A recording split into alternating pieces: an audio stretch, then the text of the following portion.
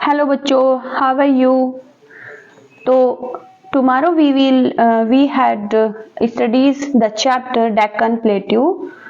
Today we will continue with this chapter. तो आज हम शुरुआत करेंगे सेंट्रल हाईलैंड से, जो कि सदर्न प्लेट्यू का पार्ट है। तो सदर्न प्लेट्यू को हम दो भागों में पढ़ेंगे। एक जो हाईलैंड थे जो कि सेंट्रल हाईलैंड्स के नाम से जाने जाते हैं और डेक्कन प्लेट्यू के नाम से जाने जाते हैं। तो first of all we will continue with central highlands.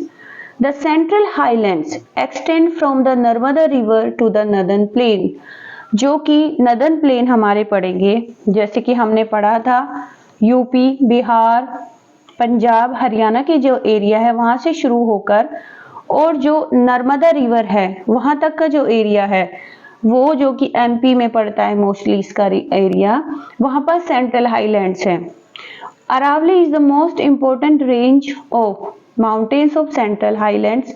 Aravalli range जो है वो यहाँ की सबसे जो इम्पोर्टेंट रेंज है और जो है सेंट्रल हाईलैंड का इम्पोर्टेंट पार्ट है, जो कि गुजरात से राजस्थान और दिल्ली तक फैला हुआ है। The Malwa plateau and Chota Nagpur plateau जो कि महाराष्ट्र में आता है, एंड मालवा प्लेट्यू जो कि मोस्टली एमपी और महाराष्ट्र का पार्ट है।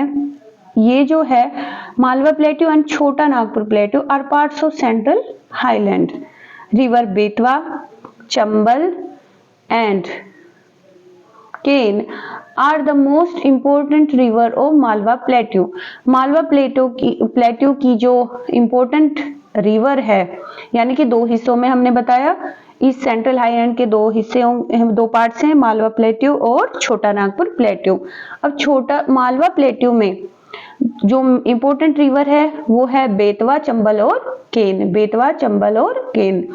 और जो हमारा छोटा नागपुर प्लेट्यू है वहां की जो नदियां वो है महादेव, कैमूर और मैकाल। क्या होगा? महादेव, मैकाल और कैमूर, ये नदियां हैं। छोटा Nagpur plateau includes the states of Jharkhand, Chhattisgarh and Orissa. तो आपने देखा जो छोटा नागपुर का जो क्षेत्र है उसमें जो हमारे इंपोर्टेंट राज्य आएंगे वो मोस्टली आएंगे राजस्थान, छत्तीसगढ़ एंड उड़ीसा। और जो Chota Nagpur plateau is rich in minerals specially coal. जो छोटा नागपुर प्लेट्यू का जो एरिया है जो कि छत्तीसगढ़, झारखंड और उड़ीसा है, यहाँ पर आपको मिनरल्स काफी मात्रा में मिलते हैं, जिनमें से कोयले की मात्रा सबसे ज्यादा होती है। The other minerals are iron, manganese, bauxite and mica. और इसके अलावा जो आपको इम्पोर्टेंट जो है मिनरल्स मिलेंगे वो है iron, manganese, bauxite and mica. The main mining centres are, जो मेन माइनिंग सेंटर जो छोटा नागपुर एरिया में पड़ते हैं वो है झरिया, गिरिडीह, बोकारो एंड रानीगंज। तो कौन कौन से एरिया देखे? बोकारो, रानीगंज, झारिया और गिरिडीह। तो हमने इस वाले पार्ट में क्या पढ़ा कि सेंट्रल हाईलैंड के कौन कौन से पार्ट है? दो इंपोर्टेंट, मालवा प्लेट्यू और छोटा नागपुर प्लेट्यू। और जो मालवा प्लेट्यू है उसका जो वहां पर जो इंपोर्टेंट नदियां हैं वो है बेतवा, चंबल और केन। और साथ ही साथ जो छोटा नागपुर प्लेट्यू है जो कि एक्सटेंड करता है झारखंड, छत्तीसगढ़ और उड़ीसा से, इनकी जो इंपोर्टेंट नदियां हैं वो है महादेव, कैमूर और मैकाल।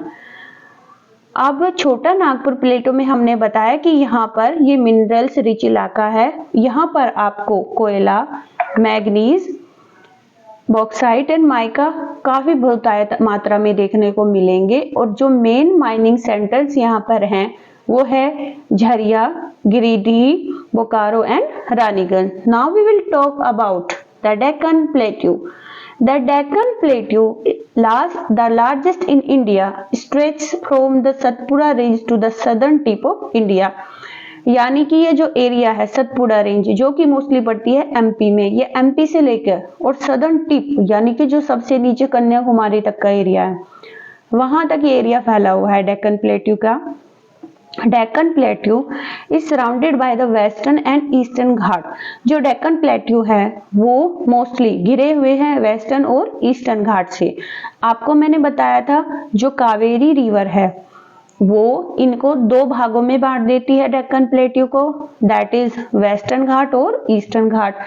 ईस्टर्न घाट का जो एरिया है आपको जो है मिलेंगे कहाँ पर, ये आपको मिलेगा उधर बे ऑफ बंगाल और अरेबियन सी की साइड, दोनों एक दूसरे के अलग अलग साइड में, ऑपोजिट साइड में है।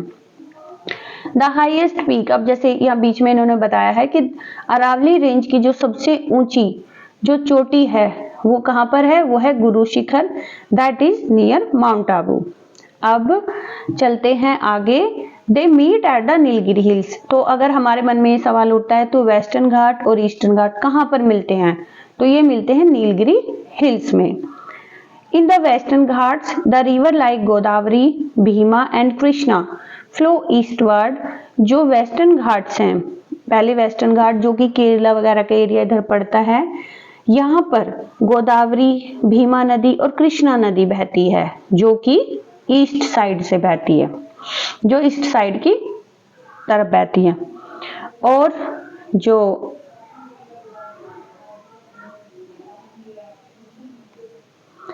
जो बाकी जो हमारी दूसरी ताप्ती जो रिवर है, जो ताप्ती रिवर है वो हमारी वेस्टवर्ड यानी वेस्ट की तरफ को बहती है।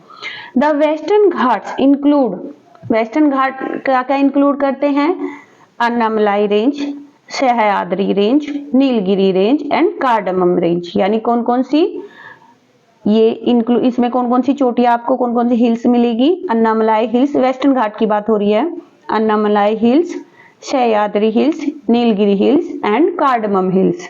The highest peak in this region is Anamudi. यहाँ पर आपको जो सबसे वेस्टर्न घाट की जो सबसे ऊंची जो चोटी आपको मिलेगी, वेस्टर्न घाट यानी जो केरला का एरिया होगा, उधर अन्नामलाई, सह्याद्री, नीलगिरी और कार्डमम सबसे ऊंची हिल्स है।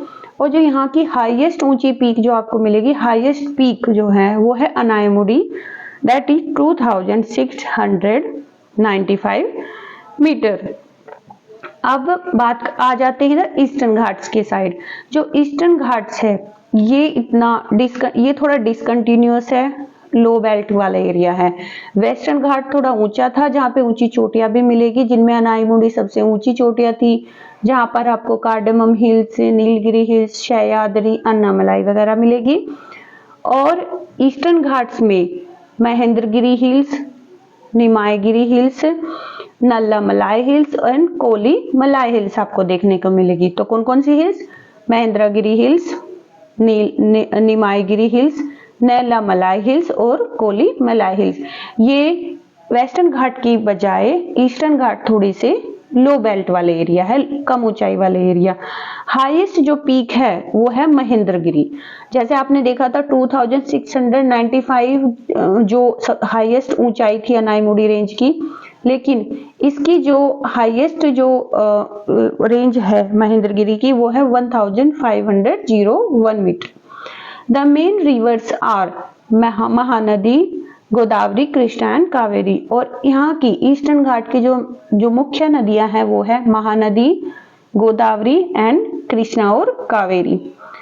The black soil area in Deccan plateau is known as Deccan trap. यहाँ पे जो है ब्लैक सॉइल आपको मिलेगी, जो कि जब कभी टेक्टोनिक प्लेटें टकराई थी और जो लावा से बनी हुई जो बेल्ट है तो उसकी मिट्टी जो है वो ब्लैक है, इसीलिए इसको डेक्कन ट्रैप बोला जाता है, क्योंकि ये मेनली वोल्केनिक इरेक्शन की वजह से बनी थी। This soil is good for cotton and sugarcane cultivation. ये मोस्टली जो सुटेबल है, ये मिट्टी ब्लैक जो सॉइल है वो किसके लिए उपजाऊ होती है, यहाँ पर कॉटन यानी कपास और गन्ने की खेती बहुत अच्छी मात्रा में होती है। Godavari is the longest river in the Deccan plateau. और गोदावरी जो है यहाँ की सबसे लंबी नदी है डेक्कन प्लेट्यू की। तो आपने जाना जो सबसे पवित्र नदी जो रिवर ऑफ